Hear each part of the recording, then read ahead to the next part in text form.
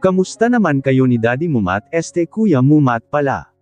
Nakangising wika ni Ivana. Nagpapahinga siya mula sa pagbibake kaya may time kaming magchikahan. Sinipsip ko muna ang straw ng piña colada. Ayos lang naman kami. Hindi mo pa siya sinasagot. Wala pa nga siyang isang buwang nanliligaw, sasagutin ko na siya agad.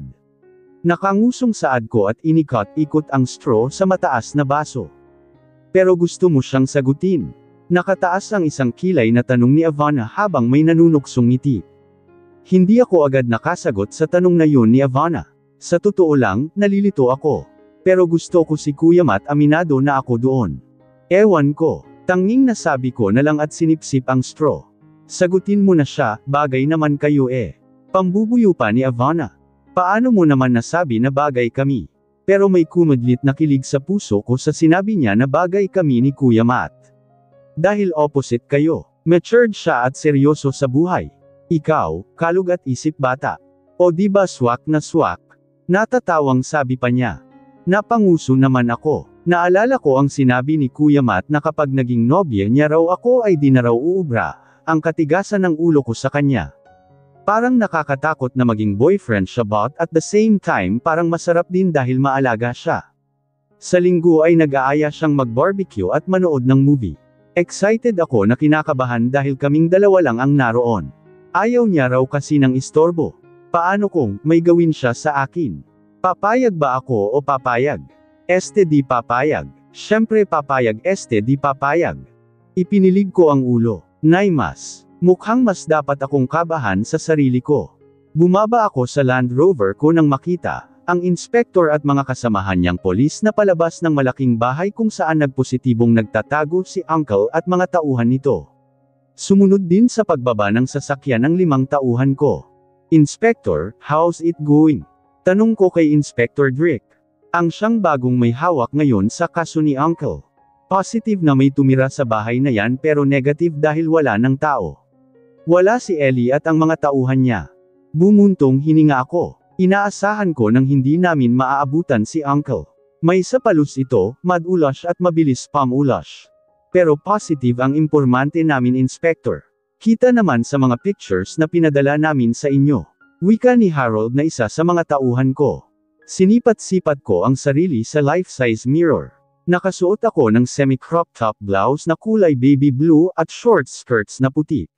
Bahagyang kita ang maputi kong sikmura. Mabuti na lang at pamayat-payat na ako at nagi-gym na rin kaya wala nang namumutok na bilbil. Okay na siguro tong suot ko, sa bahay lang naman ni Kuya Matias ang punta ko eh.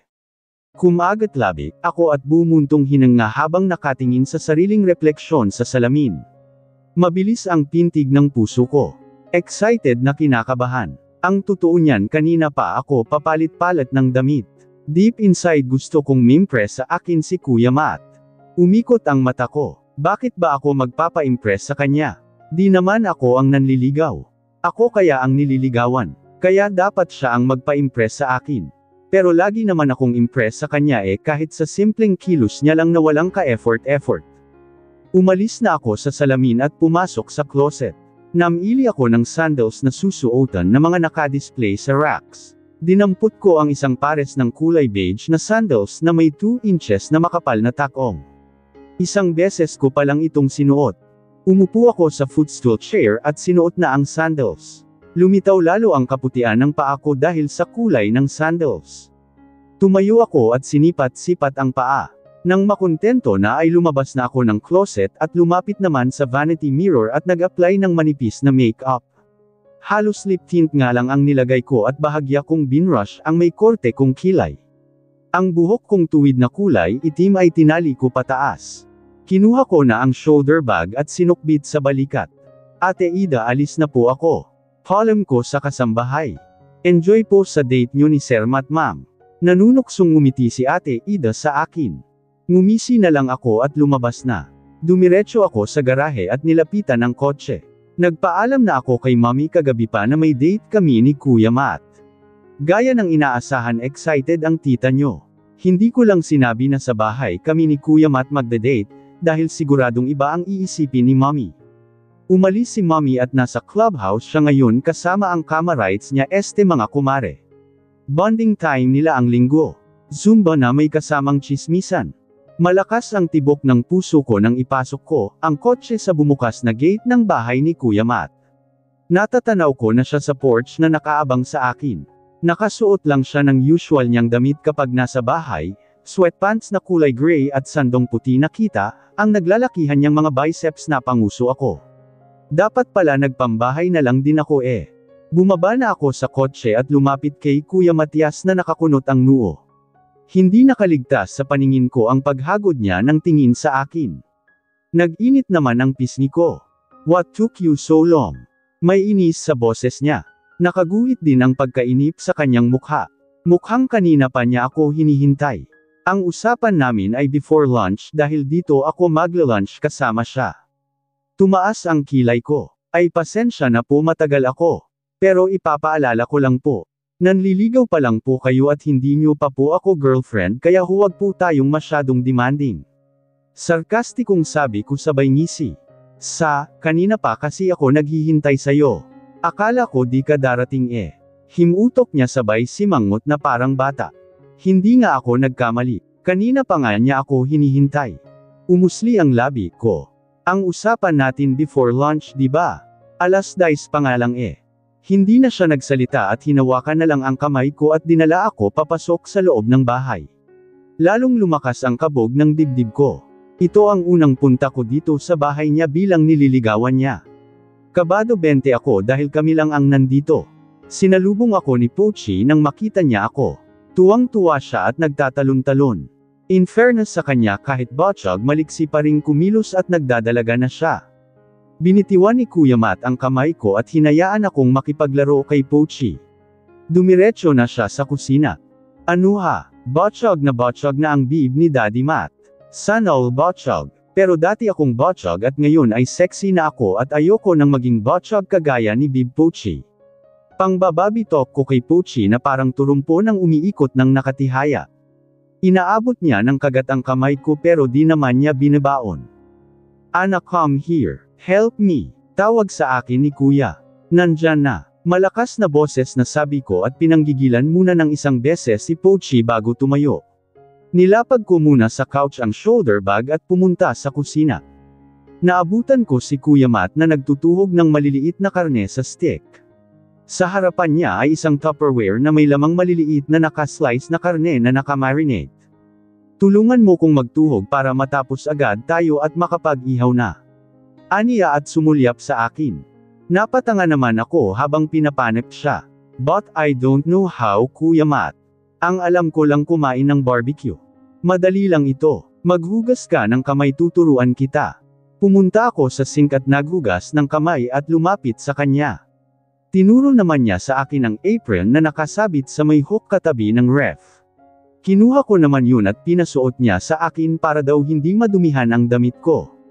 Matyaga naman niya akong tinuruan kung paano magtuhog ng karne. Naiilang pa ako sa ayos namin dahil magkatabi kami at kumikiskas ang malaki niyang braso sa braso ko. Balat sa balat. Para tuloy akong nakukuryente. Nanginginig tuloy ang kamay ko mabuti na lang at hindi ako natutusok. Paminsan-minsan ay hinahawakan pa niya ang kamay ko kapag mali ako ng tusok sa karne. Ang galing niyang magtuhog. Sino ang nag-marinate nitong karne? Tanong ko para kahit paano ay mapawi ang ilang ko sa kanya. Ako, kahapon ng hapon ko pa yan minarinate kaya siguradong nanuot na sa laman ang lasa niyan.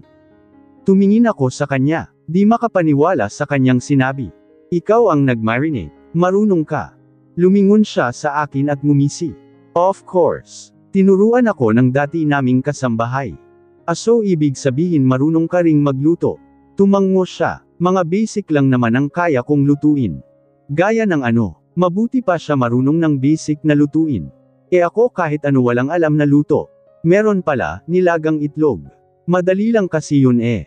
Lalagyan lang ng tubig at pakukuluan. Gaya ng adobo, mechado, menudo, afritada, sinigang, kerker, paksiw na bangos at iba pa. Walang himig ng pagyayabang na sabi niya.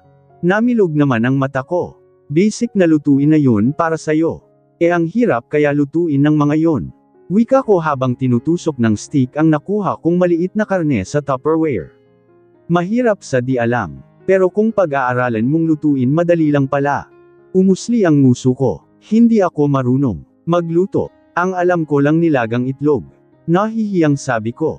Dati hindi naman ako nahihiya kapag sinasabi ko sa ibang tao na hindi ako marunong magluto. Pero kay Kuya Matt nakaramdam ako ng hiya. Baka ma-turn off siya sa akin dahil di ako marunong magluto at kain lang ang alam ko. It's okay, hindi naman kita paglulutuin kapag naging mag-asawa na tayo. Muntik ko nang matusok ng stick ang sarili kong kamay sa sinabi ni Kuya Matt. Sobrang bilis na ng tibok ng puso ko. Parang triple na nga ang tibok nito. Tumikim ako at parang may stiff neck na lumingon sa kanya. Asawa, hindi pa nga tayo asawa na agad. Parang siguradong sigurado ka na magiging mag-asawa tayo. Lumangon siya sa akin. Naging mapunggay ang kanyang mga mata. I'm sure of that. Hindi kita liligawan kung hindi. Napakagatlabi, ako. Sari-sari na ang nararamdam ako pero mas lamang ang kilig. Pero may parte ng utak ko na parang nag-aalinlangan pa sa kanya. Ganyan ba ang lagi mong sinasabi sa mga nililigawan mo dati? Taas kilay na sambit ko. Hindi, ikaw lang ang sinabihan ko niyan dahil ikaw lang ang niligawan ko. Namilog ang mata ko. Ako lang ang niligawan mo. Wey, Chosero ka Kuya Matt. E ano yung mga nakita kong mga babae na kasama mo dati? Yung babaeng kasama mo noong 50th birthday ni Mommy. Di ba girlfriend mo yun? Tinaasan ko siya ng isang kilay at inismiran. Akala niya makakalimutan ko yun. Ako pabolahin niya. Kumunot ang noo niya. Who? I don't remember her. Pero isa lang ang sinisiguro ko sa'yo, hindi ko siya girlfriend. Never akong nagkaroon ng girlfriend. Itanong mo pa sa kuya mo. Kung never kang nagka-girlfriend, sino yun mga babae na nakakasama mo noon? Huwag mong sabihing mga malalayong kamag-anak mo. E para nga silang mga sawa kung makalingkis sa'yo. Ngumisi siya. Mga dates ko lang sila. Hindi ko sila naging girlfriend. You mean fling mo lang sila? Nagkibit balikat siya at di na sumagot. Umismid naman ako at inirapan siya. Tatahi-tahimik matinik din pala sa check. Suplado pero lapitin pa rin ng mga babae. Kung sa bagay sino ba namang babae ang hindi lalapit sa kanya kahit suplado siya. Saksakan siya ng gwapo, matangkad malaki ang katawan at mayaman. Isa pa lalaki din siya na may mga needs din. Kapag naging girlfriend ka na ni Habibi Ana ikaw na ang magbibigay ng mga needs niya. Tutuhugan ka niya, sigaw ng kabilang bahagi ng utak ko. Ipinilig ko ang ulo kasabay ng pag-iinit ng mukha ko. Petang gusto kong tusukin ng stick ang demonyitang bumubulong-bulong sa utak ko. Bamalang sa akin si Kuya Matt. Seryoso ang kanyang mukha ngunit namumungay naman ang kanyang nangungusap na kulay tsokolateng mga mata. Noong nabubuhay pa si Mommy pinanggako ko sa kanya na isang beses lang akong manliligaw. Ang babaeng gusto kong maging nobya at asawa lang ang tanging babaeng liligawan ko. I want you to be my girlfriend and wife Ana.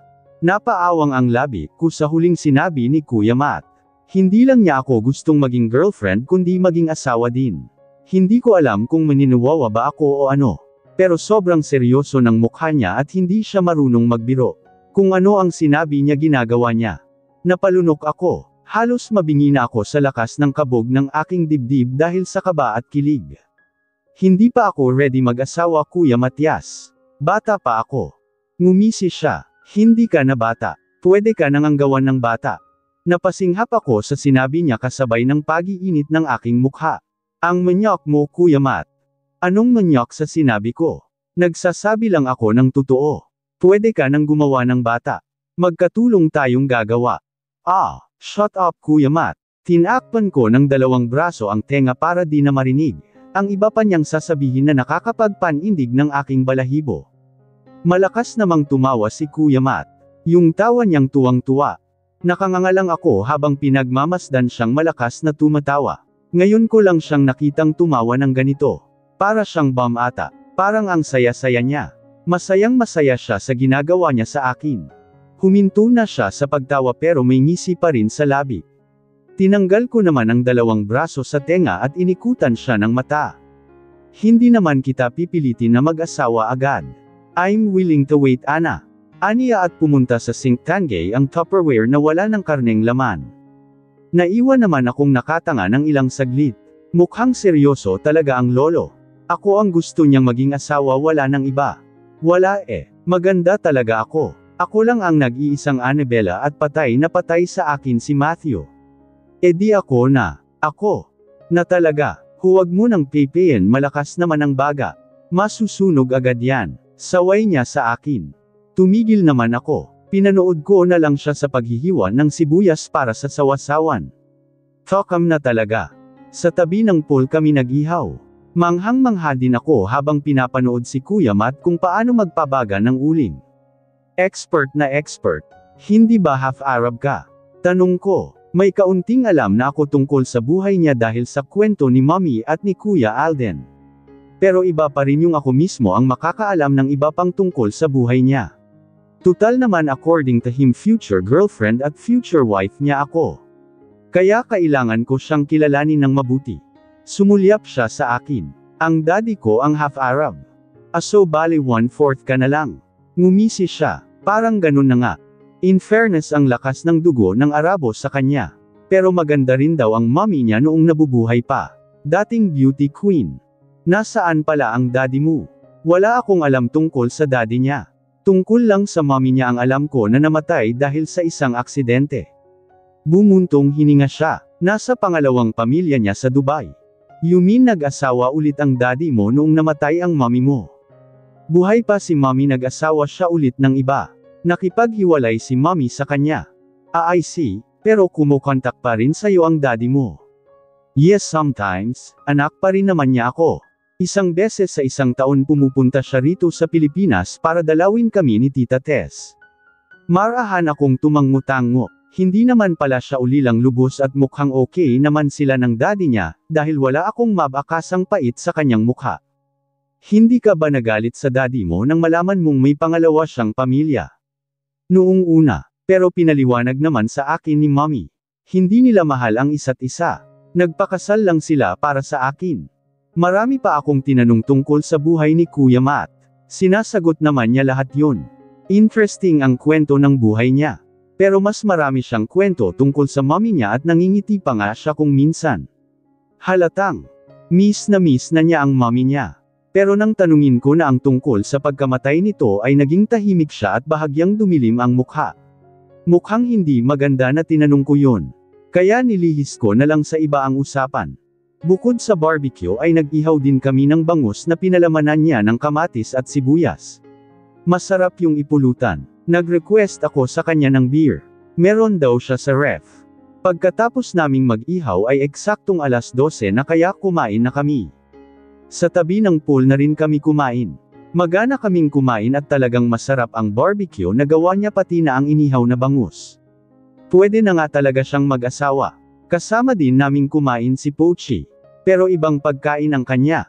Nilagang chicken breast at atay na hinimay-himay pa ni Kuya Matt. Hindi niya ito pinapatikim ng barbecue dahil may mga timpla yun na bawal sa aso. Baka magkasakit lang daw si Pochi. Loving for dad ang lolo nyo. Malakas akong napadighay pagkainom ko ng malamig na beer na nasa lata. I've been longing for this. Pabulong na yuzel niya at bumaba ang kanyang mukha. Namilog ang mata ko at nahigit ko ang hininga ng mariing lamapat ang labi niya sa labi ko. Damang-dama ko ang malambot at mainit niyang labi. Tila huminto ang oras para sa akin. Hindi ako mag-alaw at tanging malakas na kabuglang ng aking dibdib ang aking naririnig. Lumayo ng kaunti ang kanyang mukha at titig sa akin ang mata niyang parang inaantok na. Muli niyang tinawid ang maliit na distansya ng aming mukha pero bahagya ko siyang tinulak sa dibdib. Kuya Matt, muling naputol ang sasabihin ko nang muling lamapat ang kanyang labi sa aking labi. Mas mariin na ngayon dahil kinabig pa niya ang aking batok. Kinabig din niya ang bewang ko padaykit sa kanyang katawan. Fact, hinahalikan na nga ako ni Kuya Matt. Nataranta ako nang maging malikot pa ang labi ni Kuya Matt. Iniipit niya ang labi ko. Hindi ko naman alam kung ano ang gagawin. Hindi ako marunong humulik. Open your mouth, Ana. Anas niya. Sinunod ko naman siya. Binuka ko ang labi, at siya namang pagdaluhong ng kanyang dila sa loob ng aking bibig na aking ikinasinghap. Malikot ang galaw ng kanyang dila sa loob ng aking bibig. Sakop na sakop din ng kanyang mainit na labi, ang labi ko. Parang biglang uminit ang hangin sa paligid. Ang puso ko ay parang kumikalampag na sa loob ng ribcage sa lakas ng kabog nito. Dahil ito ang first kiss ko ay bago sa akin ang lahat ng pakiramdam. Ito pala ang halik. Yung lips to lips na may kasama pang dila.